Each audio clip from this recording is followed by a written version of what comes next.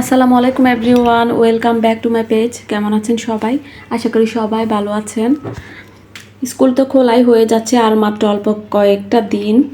এর আগে আগে আমাদেরকে নিতে হচ্ছে এখন স্কুলের জন্য প্রিপারেশান, বাচ্চাদের জন্য। কেননা স্কুলের অনেক জিনিসপত্র আগে থেকেই কিনে রাখতে হয়। স্কুল শুরু করলে অনেক কিছুই দরকার পড়বে।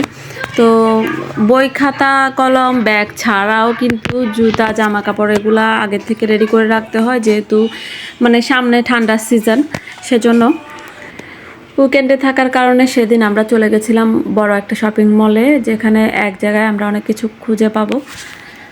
সে কারণে দেখা যায় যে একদিন আসলে শপিংয়ে গেলে হয় না, একদিন এক একটা পছন্দ হলো আর একটা খুঁজে পেলাম না, পছন্দ হলো না, সেজন্য বারবার অনেক সময় যেতে হয়।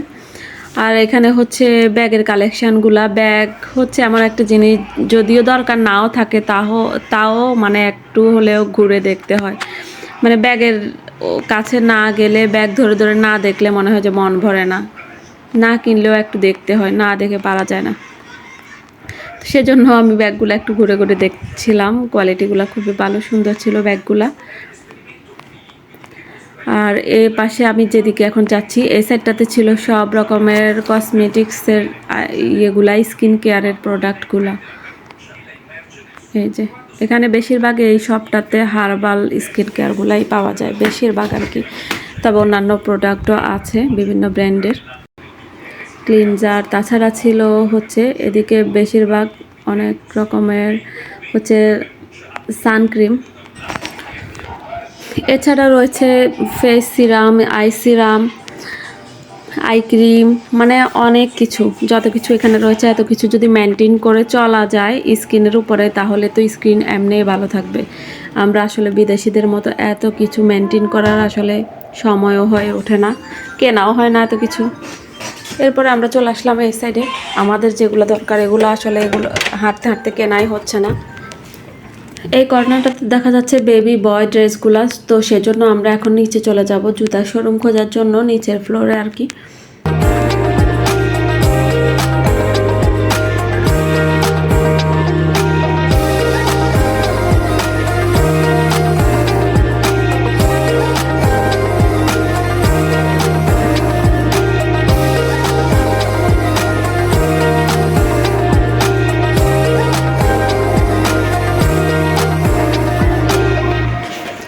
এই শপিং মলে আসলে আমাদের সুবিধা হচ্ছে একই জায়গায় অনেক ধরনের ব্র্যান্ড বা অনেক ক্যাটাগরির প্রোডাক্ট আমরা পেয়ে যাই।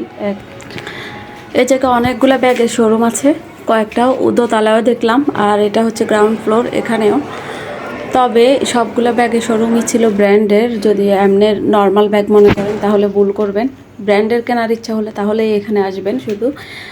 আর এই যে আমাদের কেনাকাটা কিন্তু সব শেষ পর্যায়ে, আর একদম লাস্টে আমরা ওই যে সামনে দেখা যাচ্ছে এই শোরুমটাতে ঢুকেছিলাম, পরে বের হয়ে আমি তারপরে রেকর্ড করতেছি।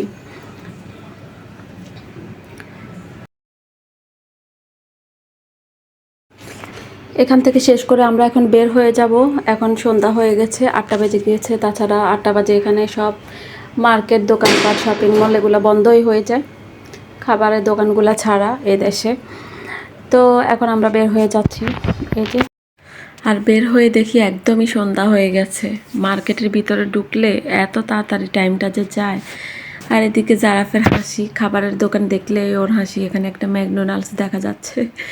আর তাছাড়া ওর আব্বু সাথে আছে না, মানে ওর একটা আত্মবিশ্বাস, কনফিডেন্স আছে যে ও মানে ওর আব্বুর সাথে যখন আছে বাইরে খেতে পারবে। যখন নর্মালি আমার সাথে বের হয় ওর আব্বু সাথে থাকে না, তখন খাবারের দোকানের সামনের থেকে হেঁটে গেলেও তখন এত মানে বায়না করে না খাবার জন্য, বা রেস্টুরেন্টে যাওয়ার জন্য কোনো রকমের বায়না করে না। তো আজকে কেন জানি ওয়েদারটা একটু মুড অফ, মেঘলা মেঘলা ওয়েদার ছিল। আর তাছাড়া এখন তো সন্ধ্যাবেলা, অন্ধকার হয়ে যাচ্ছে। তো ফাইনালি আমরা চলে গেলাম একটা রেস্টুরেন্টে, তারপর খাবার অর্ডার করলাম, খাবারের জন্য ওয়েট করছি। একদম ফার্স্টে জায়রাটা চলে আসছে। জায়রা খাওয়া শুরু করে দিয়েছে। ও শুধু চিকেন ফ্রাই, ফ্রেঞ্চ ফ্রাই এগুলাই খাবে, আর আমাদেরটা এখনও আসেনি। छलकाई मधुशाला में ব্যারাম হয়ে গেছে ভাইয়া ভাইয়া অনেক খেয়ে ফেলছে অনেক খেয়ে ফেলছো বাবা